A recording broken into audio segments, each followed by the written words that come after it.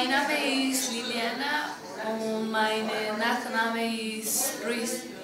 Ich komme aus Mexiko und ich wohne in Tlaxcala-Stadt. Ich spreche Spanisch und ich lerne Deutsch und Englisch. Ich bin 21 Jahre alt. Ich habe zwei Geschwister, einen Bruder und eine Schwester. Meine Hobbys sind Musik hören und Gitarre spielen.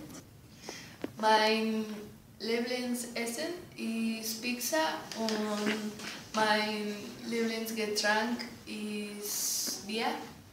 Das ist meine Freundin Aide. Sie ist 23 Jahre alt. Hallo. Das ist alles. Danke. Tschüss. Auf Wiedersehen.